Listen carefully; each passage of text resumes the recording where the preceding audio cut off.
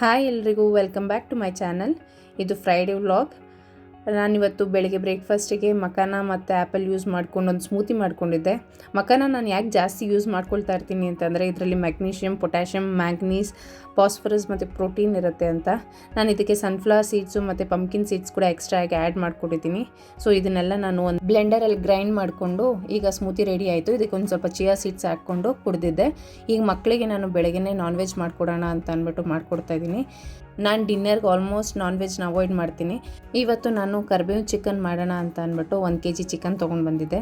So ಈಗ ಪ್ಯಾನ್ಗೆ 1 kg chicken ಹಾಕ್ಕೊಂಡು ಇದಕ್ಕೆ ಅರಿಶಿನ ಪುಡಿ ಮತ್ತು 2 ಸ್ಪೂನಷ್ಟು ಚಿಲ್ಲಿ ಪೌಡರು, 1 ಸ್ಪೂನು ಧನಿಯಾ ಪುಡಿ ಮತ್ತು ರುಚಿಗೆ ತಕ್ಕಷ್ಟು ಉಪ್ಪು ಹಾಕ್ಕೊಂಡು, ಇದು ಕರ್ಬೇವು ಚಿಕನ್ ಆಗಿರೋದ್ರಿಂದ ನಾನು ಕರ್ಬೇವಿನ ಸೊಪ್ಪು ಹಾಕ್ಕೊಂಡು ಆಲ್ಮೋಸ್ಟ್ 3/4 ಗ್ಲಾಸ್ ನೀರು ಹಾಕ್ಕೊಂಡು ಚೆನ್ನಾಗಿ ಬೇಯಕ್ಕೆ ಬಿಡ್ತೀನಿ.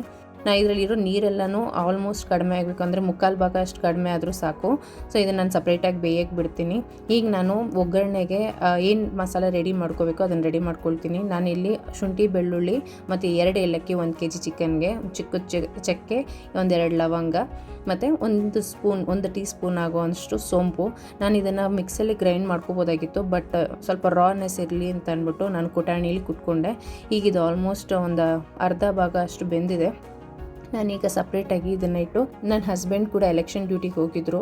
ಸೊ ನಾನು ಮಕ್ಕಳು ಇಬ್ಬರೇ ಇದ್ದಿದ್ದರಿಂದ ಒಂದೇ ಸಲ ಅಡುಗೆ ಮಾಡ್ಕೊಂಬಿಡೋಣ ಅಂತ ಮಾಡ್ಕೊಂಡೆ. ನಾನು ಓಟ್ ಹಾಕಕ್ಕೆ ಹೋಗ್ಬೇಕಿತ್ತಲ್ಲ, ಇದಕ್ಕೆ ನಾನು ಹಸಿಮೆಣ್ಸಿನ್ಕಾಯಿ ಹಾಕೋದು ಮರ್ತೋಗಿದ್ದೆ. ಸೊ ಅದಕ್ಕೆ ಮತ್ತೆ ಈಗ ಹಸಿಮೆಣ್ಸಿನ್ಕಾಯಿ ಆ್ಯಡ್ ಮಾಡಿಕೊಂಡು ಸಪ್ರೇಟಾಗಿ ಇಟ್ಕೊಳ್ತಾ ಇದ್ದೀನಿ.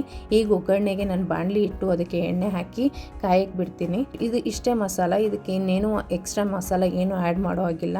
ನಾನು ಈ ಎಣ್ಣೆ ಹಾಕಿರೋದ್ರಲ್ಲಿ ಫಸ್ಟೇ ನಾನು ಲಾಸ್ಟಲ್ಲಿ ಏನು ಕರ್ಬೇವಿನ ಸೊಪ್ಪನ್ನ ಹಾಕಬೇಕಲ್ಲ, ಅದನ್ನ ಈಗಲೇ ಕರ್ಕೊಳ್ತೀನಿ.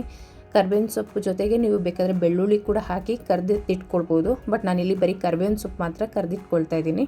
ಈಗ ನಾನು ಎಣ್ಣೆ, ಒಂಚೂರು ಕರ್ಬೇವಿನ ಸೊಪ್ಪು ಮತ್ತು ಈರುಳ್ಳಿ ಹಾಕ್ಕೊಂಡು ಫ್ರೈ ಮಾಡ್ಕೊಳ್ತೀನಿ. ಇದು ಆಲ್ಮೋಸ್ಟ್ ಫ್ರೈ ಆಗಬೇಕು. ಈಗ ಸ್ವಲ್ಪ ಕೆಂಪಾಗಿದೆ.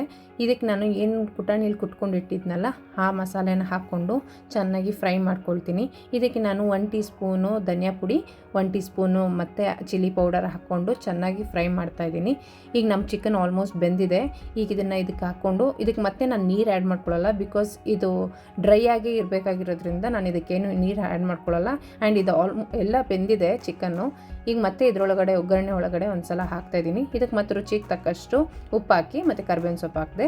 ಸೊ ಇದು ಆಲ್ಮೋಸ್ಟ್ ರೆಡಿ ಆಯಿತು. ಇದಕ್ಕೆ ನಾನು ಪ್ಲೇನ್ ರೈಸ್ ಮಾಡಿಕೊಂಡ್ರೆ ಚೆನ್ನಾಗಿರಲ್ಲ ಅಂತ ಅಂದ್ಬಿಟ್ಟು ಒಂಚೂರು ಗೀ ರೈಸ್ ಥರ ಇರಲಿ ಅಂತ ಅಂದ್ಬಿಟ್ಟು ಸಿಂಪಲಾಗಿ ಗೀ ರೈಸ್ ಮಾಡಿಕೊಂಡೆ. ಇದಕ್ಕೆ 2 ಟೇಬಲ್ ಸ್ಪೂನಷ್ಟು ತುಪ್ಪ ಹಾಕ್ಕೊಂಡೆ. ಇದಕ್ಕೆ ಪಲಾವ್ ಎಲೆ ಮತ್ತು ಚಕ್ಕೆ ಲವಂಗ ಹಾಕ್ಕೊಂಡಿದ್ದೀನಿ ಮತ್ತು ಹಸಿಮೆಣ್ಸಿನ್ಕಾಯಿ ನನಗೆ ಎಷ್ಟು ಬೇಕೋ ಅಷ್ಟು ಹಾಕ್ಕೊಂಡು, ಇದಕ್ಕೆ ಶುಂಠಿ ಬೆಳ್ಳುಳ್ಳಿ ಕೂಡ ಕುಟಾಣಿಲಿ ಕುಟ್ಕೊಂಡಿದ್ದೆ. ಇದು ಹಾಗೆ ರಾಗೆ ಕುಟ್ಕೊಂಡಿದ್ದೆ.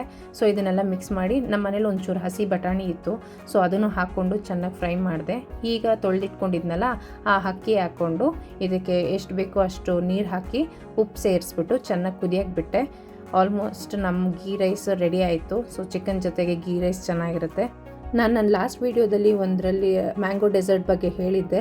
ಸೊ ಈ ಥರ ನಾನು ಓಟೆಲ್ಲ ತೆಗೆದ್ಬಿಟ್ಟು ಅದರೊಳಗಡೆ ರಬ್ಡಿ ಫಿಲ್ಲಿಂಗ್ಸ್ನ ಹಾಕಿ ಇದನ್ನು 6 hours ಫ್ರೀಸ್ ಮಾಡಿಟ್ಟಿದ್ದೆ. ಅದಾದಮೇಲೆ ಅದನ್ನು ಹೊರಗಡೆ ತೆಗೆದು ಸಿಪ್ಪೆಲ್ಲ ಹೊಡೆದು ಮತ್ತು ಸ್ಲೈಸಾಗಿ ಕಟ್ ಮಾಡಿ ಇಟ್ಕೊಂಡಿದ್ದೆ.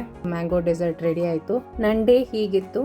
ಈ ವಿಡಿಯೋ ನಿಮ್ಗೆ ಇಷ್ಟ ಆಗಿದ್ದರೆ ಲೈಕ್ ಆ್ಯಂಡ್ ಸಬ್ಸ್ಕ್ರೈಬ್ ಮಾಡಿ. Thank you.